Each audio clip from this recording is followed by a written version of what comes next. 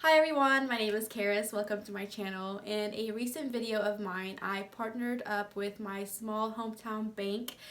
It's called Citizens National Bank, and I talked about all the perks of banking with a small town bank. Today, I am partnering up with them once again to show you all how I budget my money as a college student. So first of all, if you haven't seen that video yet, make sure you go ahead and check it out. I will have a link to it in the description down below. And Citizens National Bank in particular gives you the opportunity to experience all the resources that normally you would get at a bigger bank, and they do it for free. They actually just redid their website a couple months ago and redid their app, and it is so cool, and they are offering so many newer things. I'm actually going to go through, I have my laptop over here, and I'm going to go through and talk about some of the really cool things that they are offering. So they have what's called Spin. So this is where you can transfer money in real time to anyone, anywhere, which is super cool and very handy, and it doesn't take very long to sign up for it. They have debit card features that just like the ability to turn on and off your cards, and if anything happens to it, like it's stolen, broken, whatever, they are there to help you replace it as soon as possible. And this is very true because in March I was actually in Puerto Rico, and I had somebody somehow got a hold of my debit card information, and they were able to shut it down really quickly, and then they were able to replace my debit card really quickly as well. And so that's just really helpful. The customer experience that you get at a small town bank is absolutely phenomenal. I actually have a savings account with Capital One Banking, and oh my gosh, I had one simple question and it took me a solid week to actually be able to talk to somebody. But with Citizens, anytime I have a question, I just have to call them up and they're there to answer my question right away, and it's just so handy. I don't have to deal with all of that. But they also have, oh, this is so cool, they have the tap and pay features. So I actually use this a lot whenever I order food from Jimmy John's. I have my debit card linked with my wallet on my phone, and so literally anytime I order food from Jimmy John's, I don't have to redo my PIN and all of that. I just have to tap and pay. It's so easy. And apparently you could do this if you're just making a purchase like in stores, and I had no idea, so I'm gonna have to hop on that because that is so handy. But if you want to know more about all of the advantages of banking with a small town bank, especially Citizens National Bank, go ahead and check out my previous video. Okay, so now we are going to move on to talking about how I budget my money as a college student. Honestly, I did not start doing this up until this past summer, and that was because for a long time I was just really intimidated at the idea of budgeting my money. It just seemed like a very adult thing to do, and that just scared me. Sounds kind of stupid, I know. But this summer, my mom was talking about this app that she introduced to my sister, who's a little bit older than me, and the app is called Every Dollar, and it literally just makes budgeting so much easier. The app was created by Dave Ramsey. If you know anything about the financial world, I'm sure you've heard of Dave Ramsey. Sounds like a really cool guy who knows what he's talking about. So this app literally gives you all the things you need to be able to budget your money, and it makes it so easy.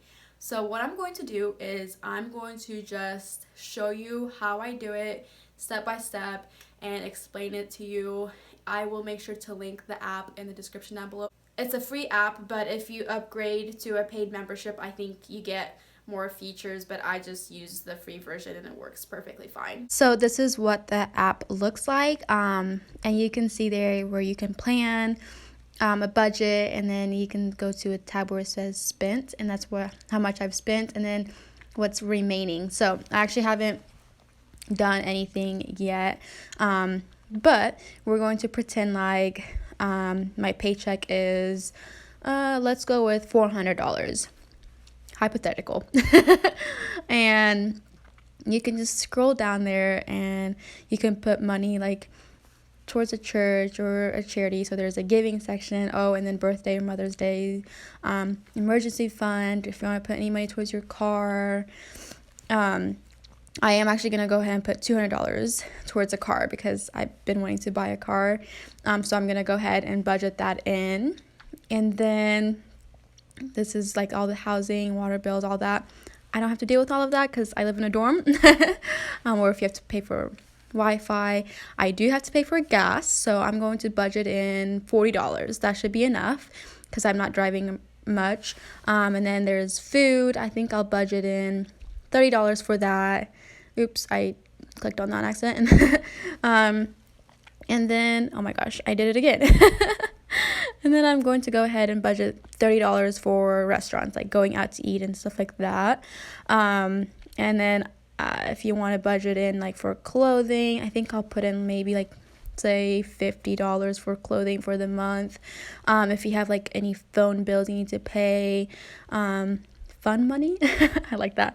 I'm gonna just keep scrolling past that. Oh yes, subscription. So I have like Apple Music and Netflix and stuff like that. So I'll put in $15 for that. Actually, I don't know if I still have Netflix. I think I canceled it. And then lifestyle, if you want to put anything in there for like entertainment. So if I want to go out to movies or whatever, before Corona, I would put like, I don't know, $35.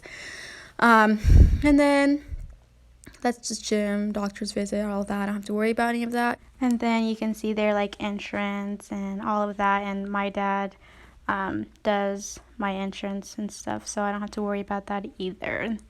Okay, so now I'm going to take out any money that I spend. So say I go ahead and put $200 towards my car. So that's an expense. So I put $200 and then choose a budget item, and the budget item is the car category. And I just press save. And now if I go to the spent tab, you'll see that I've spent $200. And then if I go to the remaining tab, you'll see that I have $200 left and I have $0 left in the car category. So I just keep doing that anytime I make a purchase. So say I spent $30 on, let's say, gas. I would just go in there and then tap on gas and save. And if I scroll all the way down, so I'll go to remaining first, and if I scroll down to gas, you'll see that I have $10 remaining for gas. And so I want to do that again, but I don't know.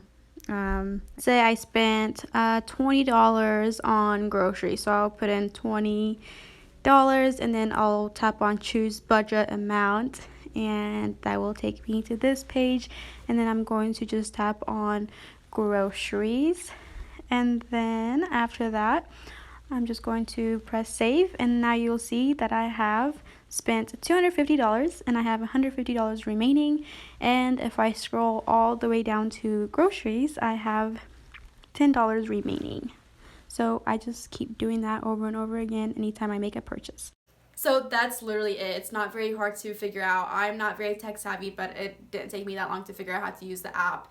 And again, I just absolutely love it. It has helped me a lot. I didn't even realize how much money I was spending until I started tracking it. And when I did, I was able to figure out where I was putting a lot of my money towards, and then I was able to sit down and figure out if that was a smart investment or not. But before I started tracking my money, I really had no idea just how much I was spending money on random things. Like, I ate out a lot my freshman year, and then I started like tracking every time I went out to eat. I'm like, wow, I'm spending a lot of money on food when I can literally get food for, free at the cafeteria. I mean, I've already paid for it at the cafeteria. But that doesn't mean I never go out to eat now. I just am a little smarter. I just go out to eat once a week instead of 4 times a week. And in my mind, I thought, well, I'm eating fast food, therefore it's cheap. But when you do it like 3 times a week, it's not really cheap. So, long story short, budgeting my money has really helped me figure out different ways I can save my money and be smarter. And this is just such a good habit to be forming at a very young age. So that is it for today. If you guys enjoyed this video, make sure you give it a big thumbs up and subscribe to my channel. And if you want to see more videos like this, just comment down below and let me know. And lastly, don't forget to check out the links I talked about, and I will have them in the description down below. But that is about it for today, and until next time, bye!